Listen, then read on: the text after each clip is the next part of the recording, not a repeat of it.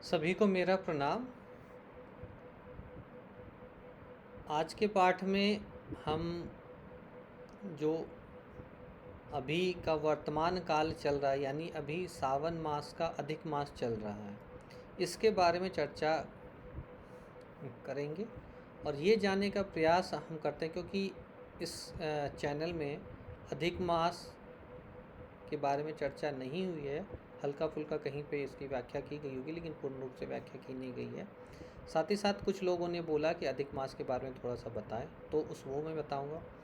वैसे तिथि और तिथि वृद्धि तिथि क्षय के बारे में मैंने बहुत अच्छे तरीके से, बहुत अच्छा सीरीज भी तिथि के ऊपर बहुत ज़्यादा इलॉबरेट वे में किया गया है, उसे आप पढ़ें। और वहाँ से कुछ कुछ पढ़ेंगे और भी कुछ स्पेशली उस रिलेटेड जो है मास रिलेटेड, तिथि रिलेटेड, वर्ष रिलेटेड इस चैनल पे है, उसको आप ज़रूर पढ़ें। उससे क्या होगा, उसके बाद इसे समझने में बहुत आसानी होगी और आप समझेंगे कि इसके पीछे कारण क्या हो सकता है। मुहूर्त के सीरीज़ में बहुत ज़्यादा जो पिछला बहुत कुछ पार्ट है उससे वैसे मैं कोशिश करता हूँ कि इसे स्टार्ट से बताऊँ आपको, ताकि आपको समझ में आए। तो चलिए इस यात्रा को प्रारंभ करते हैं और समझने का प्रयास हम करते हैं कि कैसे क्या होता है। सबसे पहले तो ये जान लें कि जैसे तिथि वृद्धि है, तिथि क्षय है, उसी तरह अधिक मास और अधिक क्षय मास का प्रयोजन है। इसका जो प्रयोजन है उसके समझने के लिए थोड़ा सा हमें जो पृथ्वी, सूर्य और चंद्रमा की जो गतियां हैं उसको समझना होगा। तो जैसे हम 3 मोशन यहाँ लिखे हैं, जो मैं कैलेंडर के एक पिछले पार्ट में मैं बता चुका हूँ, फिर संक्षेप में से बताता हूँ कि 3 मोशन हो रहे हैं। यानी एक जो है सबसे पहले तो पृथ्वी अपने एक्सिस पे घूम रही है, उसके बाद चंद्रमा उसकी ओर घूम रहा है और फिर पृथ्वी सूर्य की ओर घूम रहा है। लेकिन हमारा जो ज्योतिष है उसमें हमने ये माना है कि पृथ्वी जो है वो स्टेशनरी है और वहाँ से रिलेटिवली हमने बाकी ग्रहों को घुमाया है, यानी कि रिलेटिव मोशन लगाया है। और भूकेंद्रिक पद्धति को मानते हुए पूरा ज्योतिष शास्त्र जो है वो लिखा गया, वैदिक ज्योतिष पूरा का पूरा उसके ऊपर है।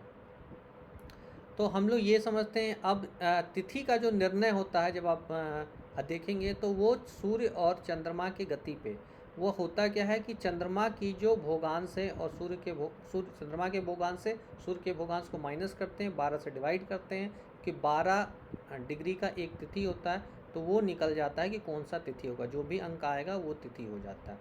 ठीक है, तो यहाँ पे आप समझ लें कि हमने यहाँ पे अर्थ को स्टेशनरी सेंटर में डाल दिया, उसके ओर से एंगुलर स्पेस में दूसरे को घुमा दिया। ठीक है, बहुत इजी है, ऐसे आप समझ लें। और उसके बाद जो है जो भी आएगा तो आप देख ले धीरे धीरे क्या हो, चंद्रमा की जो गति है वो ज़्यादा है, तो क्या होगा, चंद्रमा धीरे धीरे आगे आगे और बढ़ता जाएगा। लेकिन सिंस वृत्ताकार है, तो वृत्ताकार होने के कारण क्या होगा, फिर उसी स्थान पे आ जाएगा, यानी सूर्य के ऊपर ओवरलैप फिर कर जाएगा। जिस भी स्थान सूर्य भी चल रहा है तो थोड़ा आगे जा करके ओवरलैप करेगा, मतलब जिस पे पहले ओवरलैप किया था उससे थोड़ा सा आगे जा करके ओवरलैप करेगा। ये आप समझ सकते हैं, किसी भी चीज़ को एक सर्कल पे स्टार्ट करें, यदि कोई एक तेज़ वस्तु है एक स्लो वस्तु है, तो जहाँ से स्टार्ट किया था उसके आगे जा करके फिर दोनों मिलेंगे।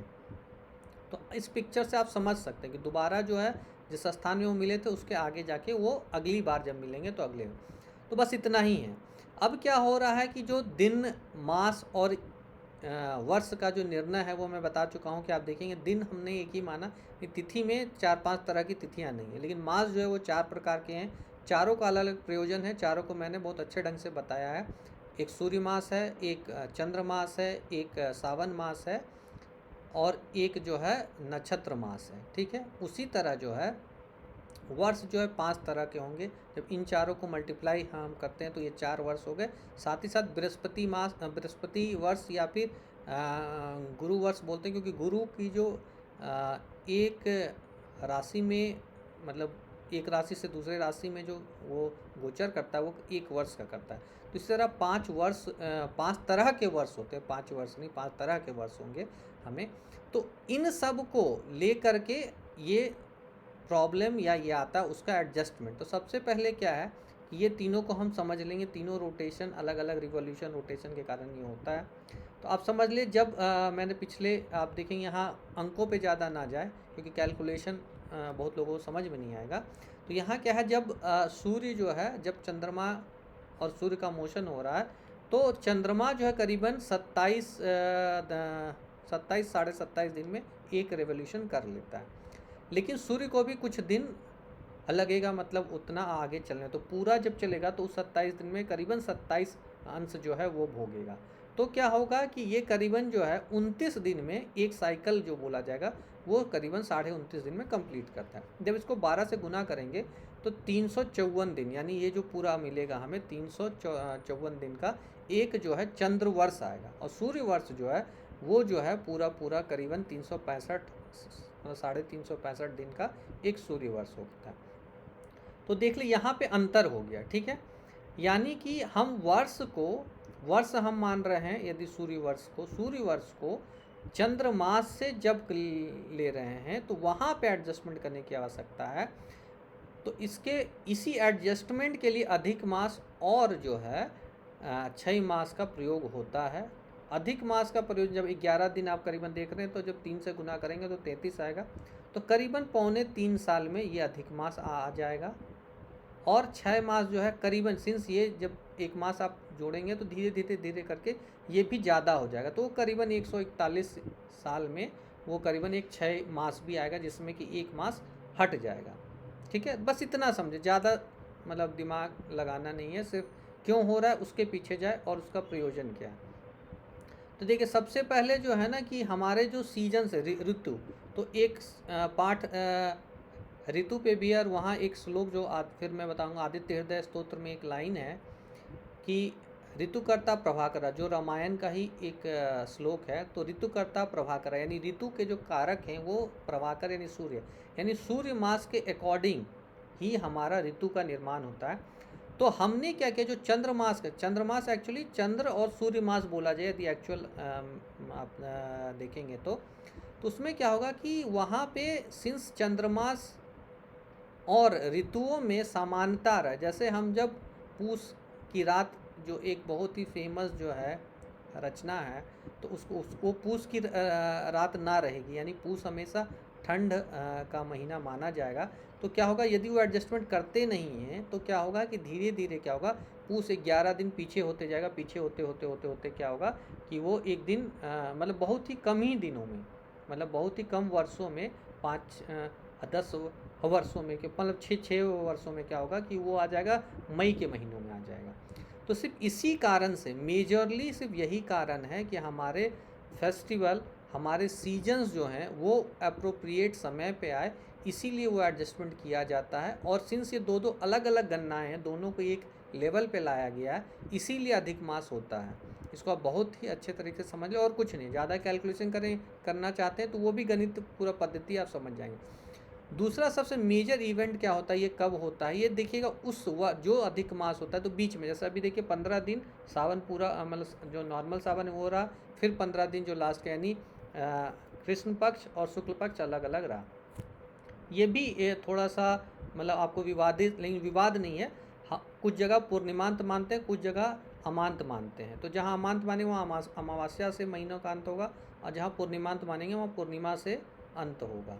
ठीक है, तो अब वो एक बिल्कुल ही सेपरेट चीज़ है, उसको आप इस पर ध्यान न दें, वो भी अच्छे से डील किया गया है इस चैनल के माध्यम से। तो यहाँ पे क्या हो रहा है कि उसमें इन जनरल क्या है, वो सूर्य संक्रांति नहीं होता, इसलिए भी उसको अधिक मास को अशुभ माना जाता है, क्योंकि सूर्य हमेशा हर चीज़, सूर्य सारे एनर्जी के कारक हैं, सूर्य आरोग्यता के हमारे कारक हैं। तो वहाँ पे क्या होता है कि सिंस सूर्य संक्रांति नहीं होता, इसीलिए उसे अशुभ माना गया। लेकिन ये उतना भी अशुभ नहीं है, कहने का मतलब ये बहुत ज़्यादा भी अशुभ नहीं है। और इसको पुरुषोत्तम मास भी बोला जाता है, यानी इस समय खास के वैष्णव समाज जो है, जो विष्णु जी की आराधना करते हैं, जो वैष्णव समाज मानता है, तो वो जो है बहुत ज़्यादा ही विष्णु जी का इसमें पूजा पाठ करता है, क्योंकि इसे बहुत ही शुभ मास माना जाता है वैष्णव समाज में अधिक मास को। तो ये भी हमारा पद्धति। तो उस समय क्या होगा, तो उसे आप देख सकते हैं। यहाँ पे क्या हुआ, देखिए सूर्य जो है कर्क राशि में कैंसर में जो 17 जुलाई 2023 को 5:07 पे गई थी, और सूर्य जो है सिंह में 17 अगस्त 2023 को 1:32 दोपहर में फिर जाएगा, यानी राशि परिवर्तन करेगा। और जो अधिक मास का पीरियड जो सावन का भी चल रहा है वो 18 जुलाई से लेकर 16 अगस्त तक है। यानी आप समझ ले कि उस पीरियड में सूर्य संक्रांति नहीं होता, ये एक अशुभता का मेजर कारण है। और ये चीज़ का फॉर्मेशन बस और बस तिथियों का, उसी तरह 6 मासों का मैं बोला था कि 141 ईयर्स में लगभग होगा। इसे ड्रॉप्ड मास भी बोला जाता है क्योंकि उसे हटा दिया गया, मान ली उसको ख़त्म कर दिया, आप उसे माने ही नहीं। और रेयर फेनोमेना इसीलिए क्योंकि हम लोग अपने जीवन काल में हो सकता है ना देख पाए, क्योंकि कुछ ही लोग होंगे जो उस बीच में जन्म लेंगे, तो उन्हें देखने का ये सौभाग्य मिलेगा। ठीक ही ठीक। और ये सारे कुछ एडजस्टमेंट है, क्योंकि ये कैलेंडर बन रहा है। कैलेंडर दिन मास यानी तिथि, मास और वर्ष तीनों को मिला के बनता है। तीनों अलग अलग चीज़ों पे डिपेंडेंट है और तीनों को एक लेवल पे लाया गया। पहला चीज़ तो ये। दूसरा चीज़ जो है चंद्रमास और सूर्य मास, दो अलग अलग चीज़ें हैं, इनके साथ कंबाइन किया गया है, इसीलिए ये फेनोमेना हो रहा है, इसीलिए ये चीज़ हो रहा है। इसको आप समझे तो मैं आशा करता हूँ कि आप इस पार्ट से कैलकुलेशन को तो उतना अच्छे से नहीं समझे होंगे, क्योंकि वो समझाना बोरिंग भी हो जाता है, लेकिन आप इस चीज़ को जरूर समझे होंगे कि अधिक मास का फॉर्मेशन क्यों होता है, इसे अशुभ क्यों माना गया, इसे बहुत चीज़ों में वर्जित किया गया है, लेकिन बहुत चीज़ में वर्जित भी नहीं किया गया है। मतलब सारे शुभ कार्यों में वर्जित नहीं है, लेकिन हाँ जो हमारे 16 संस्कार हैं उन सब में इनका वर्जित माना जाता है, लेकिन और सब चीज़ों में इसका वर्जित नहीं माना जाता। यानी आप घर खरीद सकते हैं, कुछ वैसे कार्य जो हैं, कार वार खरीद सकते हैं, कुछ और भी चीज़ जो है उस वो कार्य कर सकते हैं उस बीच में, उसमें शुभ मुहूर्त आप निकाल लें और एक करें, कोई इसमें पाबंदी नहीं है। यदि और कोई प्रॉब्लम है तो अलग बात है, अन्यथा इसके कारण नहीं है। और विष्णु जी का आराधना तो इन मास में बहुत अच्छा, क्योंकि ये पुरुषोत्तम मास है, मतलब मासों में उत्तम माना जाता है बहुत, तो इसमें बहुत आराधना होती है, तो वो चीज़ करे। तो कभी भी इसको लेके अशुभता का ध्यान दिमाग में ना रखें। पुनः सभी लोगों का बहुत बहुत धन्यवाद, और अच्छा लगा हो तो इसको आप आगे लेके जाए और उन लोगों तक पहुंचाए जिनको इसकी आवश्यकता है। पुनः सभी लोगों का